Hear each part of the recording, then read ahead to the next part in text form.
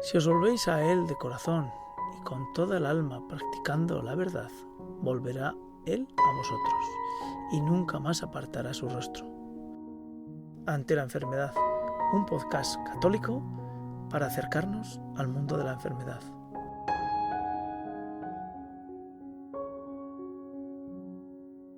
Hola amigos de Ante la enfermedad. Estamos en el primer episodio de este que pretende ser un serial en la primera sesión, en la que vamos a intentar presentar lo que supone la enfermedad para las personas que somos creyentes y cómo la enfermedad nos puede acercar a Dios. Es complejo explicar cómo la enfermedad puede ayudarnos a estar presentes y más cerca de Dios. Es un camino que cada uno debe recorrer, que nosotros no vamos más que a dar unas pistas, unas señales, unos signos en los que podremos meditar, pero el camino lo tenemos que hacer cada uno individualmente. Ante la enfermedad quiere comenzar leyendo las palabras del Papa Francisco, de su Santidad Francisco, una exhortación apostólica en la que nos muestra el camino para encontrar la santidad, para que seamos santos. Y tomamos un pequeño trozo de Gaudete exsultate, alegraos y regocijaos, en su página 55, en la edición de San Pablo, donde habla de felices los que lloran, porque ellos serán consolados. Sí, amigos, ante la enfermedad, el lloro, el sollozo, la tristeza, el sufrimiento, el dolor, son la puerta para llegar al reino de los cielos. Es difícil comprender esto en estos tiempos donde existe justamente la persecución de lo contrario, de encontrar el reino de los cielos aquí en la tierra, pero no el real reino de los cielos, sino un reino de los cielos que nosotros creemos y pretendemos construir. Dice el Papa Francisco: felices los que lloran, porque ellos serán consolados. El mundo nos propone lo contrario: el entretenimiento, el disfrute, la distracción, la diversión, y nos dice que eso es lo que hace buena la vida. El mundano ignora, mira hacia otra parte cuando hay problemas de enfermedad o de dolor en la familia o a su alrededor. El mundo no quiere llorar, prefiere ignorar las situaciones dolorosas, cubrirlas, esconderlas. Se gastan muchas energías por escapar de las circunstancias donde se hace presente el sufrimiento, creyendo que es posible disimular la realidad, donde nunca puede faltar la cruz. La persona que ve las cosas como son realmente se deja traspasar por el dolor y llora en su corazón. Es capaz de tocar las profundidades de la vida y de ser auténticamente feliz. Esa y no otra cosa es la persona que consola a los demás, pero con el consuelo de Jesús y no con el mundo. Así puede atreverse a compartir el sufrimiento ajeno y dejar de huir de las situaciones dolorosas. De ese modo encuentra que la vida tiene sentido socorriendo al otro en su dolor, comprendiendo la angustia ajena, aliviando a los demás. Esa persona siente que el otro es carne de su carne, no teme acercarse hasta tocar su herida, se compadece hasta experimentar que las distancias se borran. Así es posible acoger aquella exhortación de San Pablo: llorad con los que lloran. Romanos 12:15. Saber llorar con los demás, esto es santidad. Bueno, amigos, no se podría decir de forma más clara para arrancar ante la enfermedad. Pero no queremos referirnos nosotros solo a consolar a los que sufren, sino también darnos pistas y pautas y, ¿por qué no?, asideros a los que vamos en un momento u otro de la vida a tener que pasar esa puerta que conduce a la cruz. El sufrimiento nadie lo quiere. El dolor es un horror, un espanto que el ser humano no alcanza a comprender porque no tiene sentido humano. Hasta aquí han sido las palabras del Papa Francisco. Sean esas palabras guía en este ante la enfermedad que comienza aquí.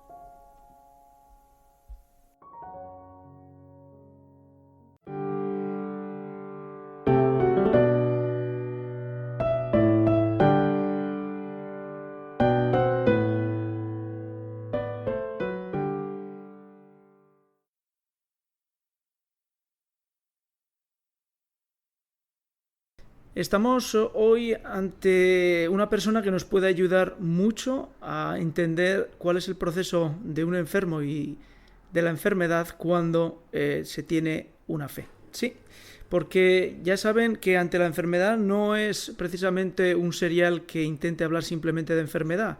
No, quiere hablar de enfermos, creyentes y cómo esa enfermedad nos puede ir ayudando a acercarnos hasta Dios.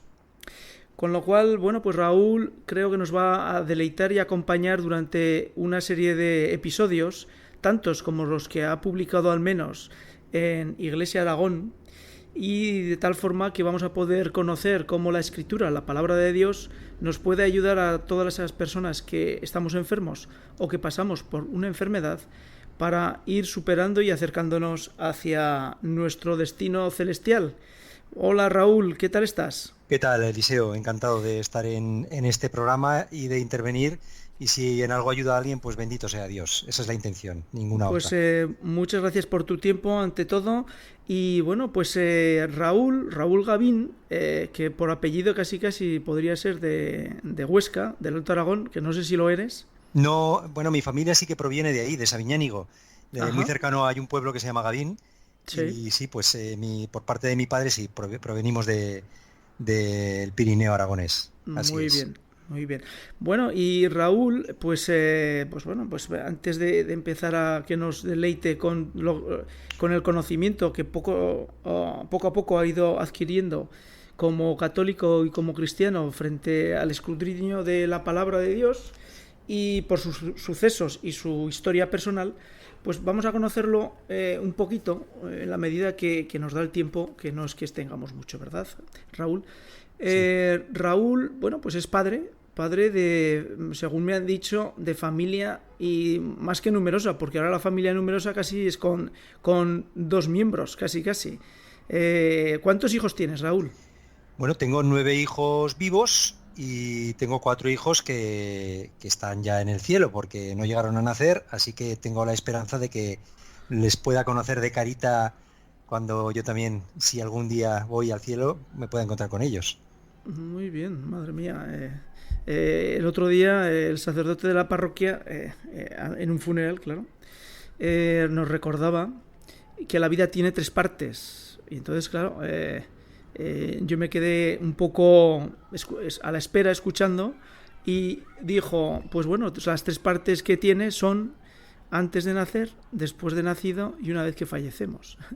Y Ujú. claro, pues la vida, la realidad es que desde el momento de la concepción existe allí un elemento vivo que además está cubierto con alma y con la decisión de, pues bueno, de Dios de que pueda tirar para adelante. Con lo cual, bueno, pues lo que acabas de comentar, pues lo sella todavía más, lo que el sacerdote nos dijo en el funeral el otro día. Por supuesto, y además hay una cosa, me dijo precisamente un hermano me refiero, un hermano en la fe, podríamos decir, Uh -huh, que, que ayuda mucho poner nombres a los hijos, a todos, a los uh que no -huh, han nacido también. Y por eso me parece importante que ellos tienen nombre, uh de -huh. manera que son, como tú dices, personas, o sea, son personas ya, son hijos míos, hijos para siempre, para toda la eternidad. De hecho, dos de ellos que eran mellizos o gemelos, Ajá. no lo sé exactamente si mellizos o gemelos, les pusimos por nombre Lázaro y María Magdalena. Ajá. Nos apeteció llamarlos así. Y bueno, pues eso, ellos están con sus nombres escritos ya en el cielo. Ujú. Pues una pregunta, Raúl, ¿tú caminas en algún grupo? ¿Perteneces a algún tipo de devoción? A ver, yo digamos que tendría que contar toda mi historia, pero eh, yo estoy desde hace 26 años pertenezco al camino neocatecumenal, ¿vale? Ujú, Entonces, tanto mi mujer como yo, y bueno, mis ujú, hijos también, digamos, caminamos aquí en Zaragoza y ya son, pues a lo tonto, 26 años caminando, sí. Y ujú. que realmente el camino neocatecumenal no es un movimiento, porque esto se lo decían siempre al Papa. El Papa hablaba de movimiento, al Papa Juan Pablo II, y una de las iniciadoras, Carmen, decía, no somos un movimiento, y decía el Juan Pablo II, sí que sois un movimiento, y la otra decía que no somos un movimiento, y somos una iniciación cristiana, y dice, pero vosotros os movéis, ¿no?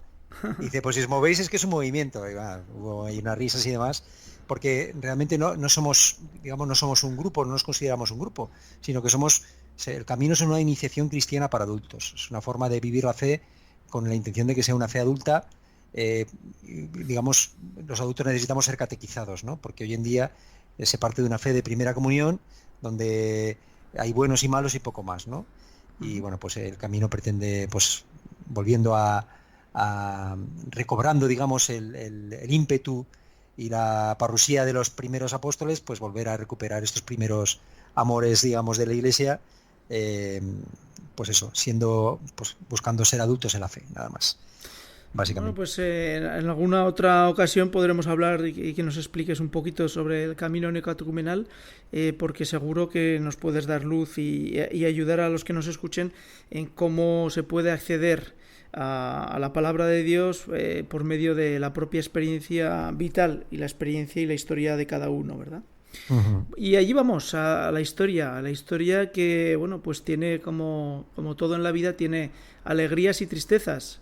Raúl, según nos relata y nos cuenta en sus distintas entregas sobre la enfermedad en Iglesia en Aragón, pues con 11 años tuvo la pena y la desdicha de perder a su padre, que tenía tan solo 40. ¿Qué recuerdo tienes de ese momento en que tu padre falta y tú tienes 11 años y tienes el deber y la obligación y sin remisión de seguir creciendo y tirando para adelante? Bueno, pues los recuerdos que tengo son muy amargos, la verdad. Mi padre además murió de una enfermedad pues muy terrible, digamos, que es la leucemia. La leucemia, que además estamos hablando del año 82, que tampoco creo que pues a lo mejor los tratamientos sean como los que son ahora, me imagino, aunque de esto no lo desconozco, pero fue una enfermedad pues que fue consumiéndose poco a poco, digamos, de una manera pues muy triste, ¿no? Hasta que al final murió, digamos, pues ya porque no aguantaba más su cuerpo, Sí. ¿no? Entonces tengo unos recuerdos pues tristes, porque además mi casa no era de la iglesia. Yo de hecho no me confirmé, en mi casa no existía la fe, digamos. Entonces mi padre pues era una persona con 40 años, digamos, era uno de los jóvenes que, digamos, que se rebelaba contra, digamos, de los de la generación del 68, digamos, en el 68 mi padre tenía 26 años. Entonces, bueno, pues se rebelaba ante paternidad, digamos, a la autoridad. Y bueno, pues digamos que en mi casa digamos, la religión era el socialismo, por así decir. En mi casa estaba llena de libros de Marx, de Engels, estaba el Manifiesto Comunista, el Contrato Social de Rousseau, y digamos que esa era la religión en nuestra casa. El modelo de persona por entonces era Felipe González, y bueno, pues esa era un poco la referencia que yo tenía pues de vida, ¿no? Por tanto, la muerte de un ser querido, y tan querido como un padre, pues la viví sin ninguna esperanza, o sea, sin ninguna esperanza, digamos, en nada, simplemente como una mala suerte, como una desgracia, y con cierto complejo de ser el raro de la clase, porque en mi clase, pues claro, con 11 años, pues todos te miran ahí como pobrecico, se ha muerto tu padre, y bueno, pues con cierto complejo de huérfano, ¿no? Así es como la viví. Raúl, para los que nos escuchen, no solamente combina, bueno, pues en la medida que las personas nos hacemos adultas y a veces, no, por desgracia, no cuando somos tan adultos, vamos avanzando y nos vamos topando con el sufrimiento, con el dolor y la enfermedad. En este caso, Raúl, con 11 años, conoció pues lo que es la zarpa y el dolor de la muerte de su padre. Pero Raúl, por entre comillas también desgracia, también conoce la enfermedad. Y bueno, pues relátanos un poquito cómo es ese encuentro tuyo con la enfermedad y qué tipo de enfermedad estás experimentando y experimentaste. Sí, a ver, dices por desgracia. Yo sé que tú piensas lo mismo que yo. Realmente, y tú sabes que no podemos llamar desgracia, ¿verdad?, a la enfermedad, porque sí que es verdad que el dolor duele, como dice C.S. Lewis, ¿no? Cuando habla de un libro que se llama El problema del dolor, que recomiendo a todos los oyentes porque es un libro que hace mucho bien. El problema del dolor. El dolor duele, eso es verdad. El dolor duele, y en ese sentido es una desgracia, ¿no? Que exista el dolor, es un sufrimiento. El dolor duele y el sufrimiento hace sufrir. Pero yo cuando digo que no es una desgracia me refiero que nada es en sí bueno ni malo, ¿no? Todo depende de si lo tienes iluminado o no lo tienes iluminado. Es a lo que voy, ¿no? Entonces yo, por ejemplo, la muerte de mi padre la siento iluminada. Es decir, siento que Dios me ha concedido reconciliarme con mi historia. Quiero decir, reconciliarme, no estar renegando o amargado por lo que me ha sucedido. Igualmente puedo decir de esta enfermedad a la que tú aludías. Y yo la enfermedad que tengo y que se me diagnosticó cuando tenía 20 años es la esclerosis múltiple. Es una enfermedad que últimamente se habla mucho de ella, además, porque cada vez incide más. Y es una enfermedad que se declara especialmente en gente joven. El diagnóstico suele ser entre los 20 y 30 años y que además afecta fundamentalmente en aquellos países más desarrollados. No existe en África, por ejemplo, es una cosa curiosa, no se sabe el origen de la enfermedad, la causa, pero eso es algo que sí que ocurre, ¿no? Entonces, con 20 años, pues me diagnostican esa enfermedad, yo no sabía muy bien en qué consistía, pero cuando te empiezan a contar, pues los médicos te dicen tu vida va a cambiar, vas a estar siempre en el hospital, con ingresos constantes, con diferentes brotes, con goteros. Y bueno, pues yo lo que podía leer por ahí me decían que no leyera, pero no puedes evitarlo. Y bueno, pues lo propio era pues que acabaras en una silla de ruedas y que poco a poco esta enfermedad que es degenerativa y que es crónica, bueno, pues te postrará en una cama hasta que te consumieras y murieras, ¿no? Básicamente ese era el proyecto de vida que tenía a corto plazo. Tengo que decir que han pasado muchos años ya y que afortunadamente aquí sí que se ha avanzado mucho en investigación, han salido muchos tratamientos y que a mí los tratamientos me están resultando muy bien. Y que la verdad es que yo tengo una calidad de vida pues fantástica, no me puedo quejar. Y la ilusión que yo tenía, que era ir andando el día de mi boda, pues se cumplió. Y bueno, pues han pasado ya muchos años. Yo pensaba que no podría tener hijos, pues ya lo creo que los he tenido. Y bueno, pues de momento viviendo el día a día, pero contento, sí, sí. Más o menos así. Bueno, pues vamos a sintetizar estos tres elementos para que nos quede claro dónde arrancamos. Por una parte, tenemos el sufrimiento de la separación, tenemos el sufrimiento de la enfermedad y tenemos, por contra, el camino del encuentro con Cristo, con el resucitado. ¿En qué medida el encuentro con el resucitado, con Jesucristo, te ha ayudado a que esas dos primeras partes de tu vida pudieran estar de forma, iba a decir armoniosa, pero sería en paz contigo mismo? Pues en qué medida, de una medida, no sé, sin medida, una medida sin medida, como diría San Juan de la Cruz también, ¿no? Sin medida, ¿por qué? Porque yo no estaba en la iglesia, como he dicho antes. Yo había recibido la primera comunión y creo que desde la primera comunión, pues prácticamente abandoné la iglesia. Yo no iba quemando iglesias, es verdad, no era un perseguidor de los curas y de las monjas, pero sí que es verdad que bueno, pues yo era una persona que tenía digamos a la iglesia me gustaban los misioneros que hacían cosas por los demás, pero bueno, para mí el Papa y todo esto, pues no, me parecía algo ridículo. Y bueno, pues yo estaba alejado de la iglesia, ni iba a misa, ni por supuesto me confesaba en absoluto, ¿no? Entonces sucedió un acontecimiento en mi vida, que esto no es una enfermedad, pero para mí también podríamos llamarlo una enfermedad, porque es una enfermedad del alma, ¿no? Que fue, yo tenía una novia con 18 años, empecé a estudiar la carrera, estudié Derecho, empecé una relación con una chica, una novia, teníamos una relación, bueno, pues como se tiene una relación para el que está, digamos, en el mundo, una relación pues basada pues en una relación carnal, una relación en absoluto espiritual, sin fondos, sin demasiados proyectos, más que el día a día, más que el pasártelo bien y demás. Con esta chica estuve saliendo 2 años, casi 2 años, y esta chica me dejó. Y para mí en ese momento se me cayó el mundo. Esto puede parecer ridículo, ¿no? Porque te deje una novia y demás, pero para mí yo caí, bueno, empecé con ansiedad también, esto sí que es enfermedad. Empecé con ansiedad, a tomar ansiolíticos, antidepresivos, porque mi vida, digamos, era esa chica me había dejado, por tanto ya no tenía vida. Podemos decir que yo me sentía muerto, pero muerto, o sea, mi vida no tenía ningún rumbo, yo no sabía hacia dónde tirar, ni siquiera los estudios, porque los estudios me metía a la clase y no podía soportar estar dentro de la clase sin huir, porque me producía ansiedad. empecé a ir, incluso tuve que acudir al psiquiatra y demás para que me diera estas medicinas. Entonces, en ese momento de mi vida, pues un ángel apareció, un ángel que curiosamente era la mejor amiga de esta chica, de la que era mi novia, a la que yo acudí pidiéndole por favor que intercediera para que reconsiderara su decisión de dejarme.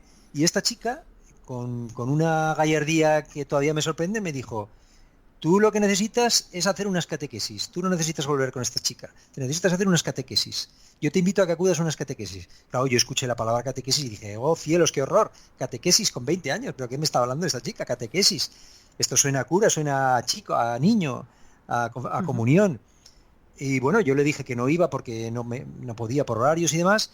Pero misteriosamente, después de decirle que no, cogí el teléfono, le llamé y le dije: oye, mira, que voy. Sí. ¿Y esa decisión, perdona? Bueno, te podría decir que no sé por qué, pero yo sí que sé por qué, porque algo dentro de mí me empujó. Alguien, puedo decir que alguien dentro de mí, no tuve ningún acontecimiento místico, ¿no? Pero ahora, con la perspectiva que te da el paso del tiempo, sin duda creo que fue la mano de Dios la que me empujó a coger el auricular del teléfono y marcar el número de esta chica, ¿no? De decirle, y además sin saber muy bien por qué. Claro, yo supongo que buscaba, a lo mejor, digo, pues igual aquí conozco a otra chica, yo qué sé, o sea, buscaba, desde luego, iba con doblez, no iba buscando a Dios, ni mucho menos, iba buscando, pues, otro tipo de, pues, otras amistades, o no sé muy bien lo Sí, que otro buscaría. círculo social. Otro círculo social, digo, pues ahora que estoy más solo que la una, parece que esta chica me ha hecho caso, pues se ha preocupado por mí, pues aunque solo sea por afectividad hacia ella, vamos a decirle que sí. Y bueno, me acompañó el que era su novio, a esta catequesis, que eran las catequesis de inicio de este camino neocatecumenal. Y bueno, pues desde ese primer encuentro, en esa primera catequesis, se me abrió el cielo, se me abrió el cielo. O sea, yo escuché ahí palabras que no sé muy bien por qué, estaba rodeado de gente que no conocía, de gente muy rara que decía cosas muy raras que nunca jamás había oído, pero misteriosamente también yo sabía que tenía que estar ahí y que yo tenía paz en el corazón cuando escuchaba a estos matrimonios que me hablaban de Dios, que me decían que yo era ciego, que me decían que yo era ciego, pero que hay uno que podía curar mi ceguera, y yo me veía que yo sí que era ese ciego, me reconocía como ciego. Es decir, este lenguaje que no estaba acostumbrado a oírlo, sin embargo, como que lo entendía, como lo entendía. Yo no había sido catequizado para comprender, no me sabía las escrituras, no sabía rezar, no me sabía nada, y sin embargo, pues mi oído se abrió, o me abrieron el oído para escuchar. Y por la escucha, como dice San Pablo, que la fe viene por la predicación, por la necedad, por algo tan estúpido como es la predicación. Por la predicación entró Jesucristo en mí. El Espíritu de Dios daba testimonio dentro de mí, como dice también San Pablo, de que lo que escuchaba era cierto, sin entender demasiado. Pero yo sabía que esas palabras eran verdad. Sin entenderlas demasiado, pero sabía que eran verdad. Y yo sabía que ahí estaba la verdad. Y empecé a caminar. Y ahí, bueno, pues mi vida cambió. Después podría seguir hablando y contando tantas cosas, pero creo que voy a parar aquí y ya irán saliendo seguramente. Muy bien.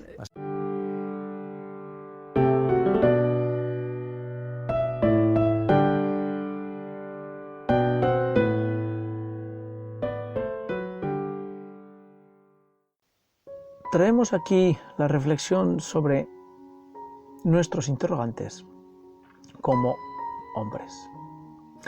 Sí, el Vaticano II nos hace una reflexión sobre nuestros interrogantes como seres humanos que no han distado mucho de los que son actualmente. En realidad, y leemos, los desequilibrios que aquejan al mundo de hoy están estrechamente relacionados con aquel otro desequilibrio más fundamental que tiene sus raíces en el corazón del hombre. Pues es en el hombre mismo donde muchos elementos están en lucha. Mientras por un lado, como criatura que es, experimenta una múltiple limitación, por otro lado advierte que posee en sí una ilimitada capacidad de desear y que está llamado a una vida superior. Atraído por múltiples solicitaciones, se ve obligado a hacer una continua elección entre ellas y a renunciar a muchas posibilidades. Más aún, débil y pecador, no es raro que haga lo que no quiere y que no haga lo que quisiera hacer. Por consiguiente, sufre una división dentro de él mismo, de la que también dimanan tantas y graves discordias en la sociedad. Esto lo podemos ver reflejado en Romanos 7, versículo 14 y siguientes. Es verdad que muchísimos cuya vida está infectada por un materialismo práctico, están lejos de advertir con claridad su estado dramático, cuando no es la miseria que les oprime, la que les impide prestarle atención. Muchos creen encontrar su descanso en una interpretación de una de las cosas que les proponen en infinitas maneras. Otros esperan la auténtica y total liberación del hombre con solo el esfuerzo humano y se persuaden de que un futuro reino del hombre sobre la tierra saciará todos los deseos de su corazón. Y no falta quienes, sin esperanza de encontrar un sentido de la vida, alaban la actitud audaz de aquellos que, considerando que la existencia humana carece de toda significación propia, se esfuerzan por darle todo el significado solo con el ingenio propio. Con todo, ante la actual evolución del mundo va siendo cada vez más nutrido el número de los que o plantean o al menos advierten con una sensibilidad nueva la gran problemática trascendental, ¿qué es el hombre? ¿Cuál es el sentido del dolor, del mal o de la muerte? Que a pesar de tan grandes progresos subsisten todavía, para que aquellas victorias obtenidas a tan caro precio, ¿qué puede el hombre dar a la sociedad? ¿Qué puedes esperar de ella? Pues bien, la Iglesia cree firmemente que Cristo, muerto y resucitado por todos, ofrece al hombre, por medio de su espíritu, luz y fuerzas que le permitan responder a su altísima vocación, y que bajo el cielo no se ha dado a los hombres otro nombre en el que se debe salvar. Cree asimismo que en su Señor y Maestro se encuentra la clave, el centro y el fin de toda la historia humana. Sostiene, además, la Iglesia que bajo la superficie de lo cambiante hay muchas cosas permanentes que tienen su fundamento último en Cristo, el cual exige hoy como ayer y seguirá siendo el mismo durante todos los siglos.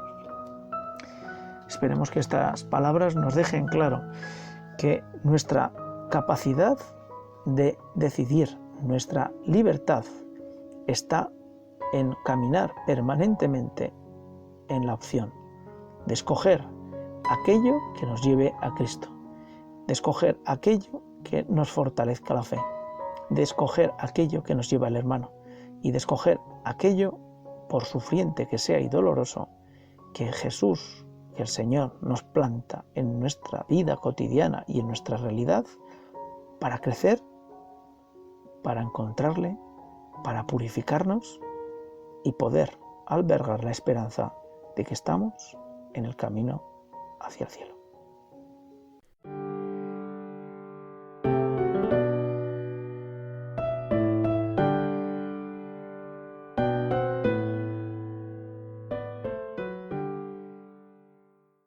Si os volvéis a Él de corazón y con toda el alma practicando la verdad, volverá Él a vosotros y nunca más apartará su rostro. Considerad, pues, lo que ha hecho por vosotros y a pleno pulmón dadle gracias. Bendecid al Señor de la justicia, ensalzad al Rey de los siglos. Y anunciaré su poder y su grandeza ante la enfermedad, un podcast católico para acercarnos al mundo de la enfermedad.